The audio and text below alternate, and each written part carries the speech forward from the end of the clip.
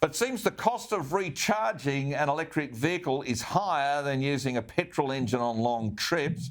Well, Nick, they might work around the cities if you can find a charger, but Australia's a pretty big country.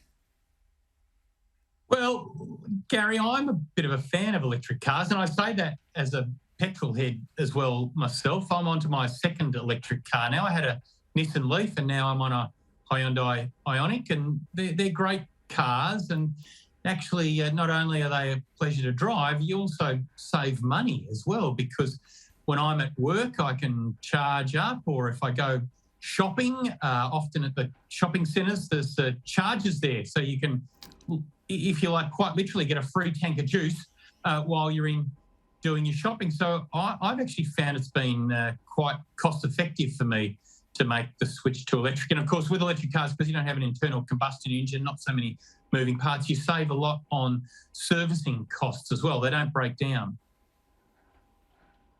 Okay, well, that's around the city. I mean, but the reality of so many of those environmental costs of EV manufacturing, the cost of refuelling, with electricity, of course, Keith, produced by coal-fired power stations, is not likely to be very attractive to Australian motorists. The government's probably going to have to, well, get out the Chris Bowen dartboard and throw something at it to try and find a subsidy for it, Keith. Well, they've already done that through some type of tax break. But I've got to tell you, I'll guarantee you EV vehicles will break down. If that's one thing engineering and doing a trade's taught me, absolutely everything breaks down eventually if you don't do the maintenance. And I'll also guarantee you that the top-up is not free. Someone is paying for that. You're not paying fuel tax, so that's not making contributions to the roads that you're damaging. They're much heavier vehicles. I'll be sticking with my diesel Toyota Prado, thanks all the same, for the work that I do and the places that I drive and the trailers that I tow around. And look, if it suits you in the city, well, that's great. You know, go and buy one. But don't force them on the rest of us, because firstly, they won't work and they'll cost us more money, and it'll actually be more dangerous for people who live in the regions. And just one last comment, Gary, I absolutely agree with you.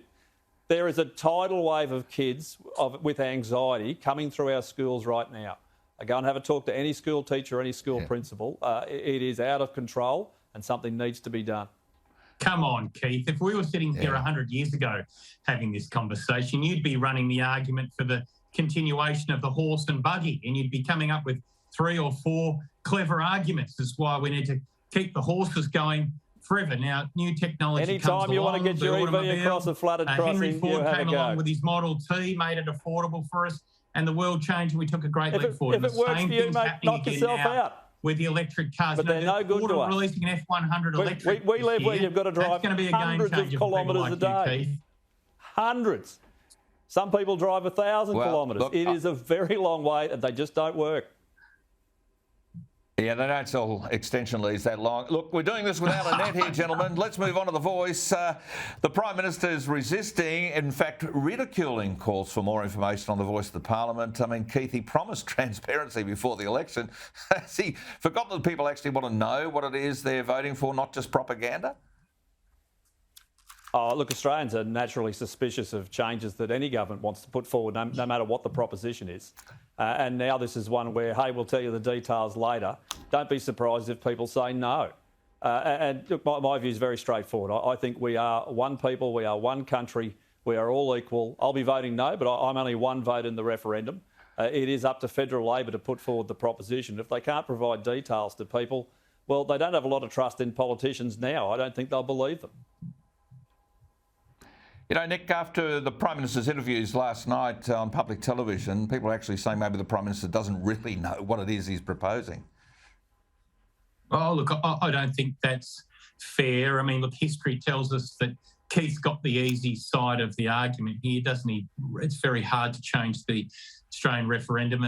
More often than not, it fails. But I believe in the good of the Australian people. I think they will see The Voice as a very sensible way of providing advice to government on matters that concern Aboriginal people, who I think we would all agree have been the most disadvantaged. They have not shared in the success of this nation in the way that other groups have. And so the voice enshrined in the Constitution is a really practical, sensible way of addressing that. There's nothing to be scared of here. There'll be a lot of fear-mongering. We need to be better than that. And I believe in the good of the Australian people, and I think this will ultimately be supported.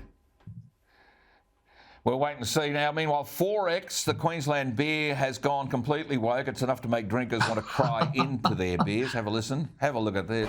But this moment of divine perfection relies on a precarious equilibrium, a perfect balance that needs protecting. Because if the system goes out of whack, crops die, which means hops die, which means beer dies. I mean, Nick, seriously, this advertisement is actually lecturing drinkers. There's plenty now telling Lion Nathan, the owners of XXXX, to just make beer. Well, I disagree with you again, Gary. I thought it was a very good ad. I mean, I think it gets the tone right. It gets it's actually not lecturing us. It does it in a humorous way. You know, crops die, hops die, beer dies. That's true, and that's very sad for many of us, I've got to tell you. And so I think the fact that it does it in a humorous way but makes a serious point. We all know in our heads and in our hearts that we need to tackle climate change. We need to make that transition. And so the fact that the beer companies are buying into an important debate but doing it in a way where I think they get it right, they get the tone right, I think good on XXXX. I'll look forward to enjoying a XXXX very soon off the back of that ad. Okay. The sales are up in downtown Melbourne. There you go, XXXX. Meanwhile, Keith, the Bundy Bear is a polar bear. Doesn't seem all that worried about climate change. I actually have a different view on this. I think they're taking the you-know-what and they're trying to do one thing, sell more XXXX. What a surprise.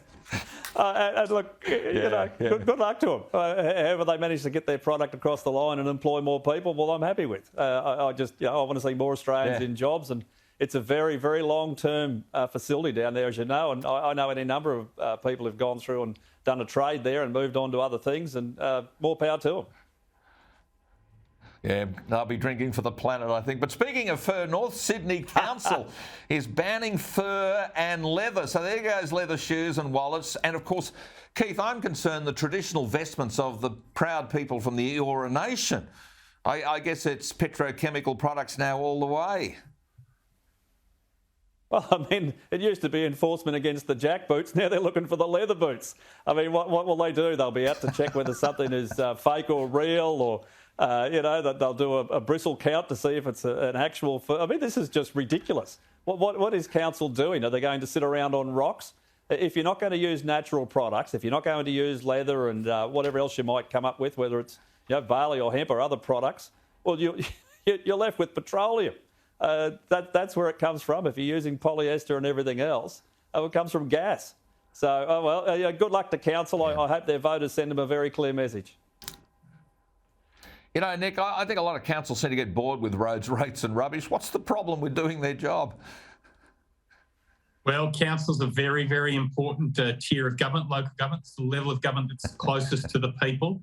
And we're there for people when all other levels of government fall over, basically. But look, a little bit like you and Keith, I'm still not quite come to terms with what's being proposed here. I imagine they were sitting there in the North Sydney Council chamber on leather seats when they made this decision to they were to ban leather. So not sure. We're going to wait to what to do with all the money they've got.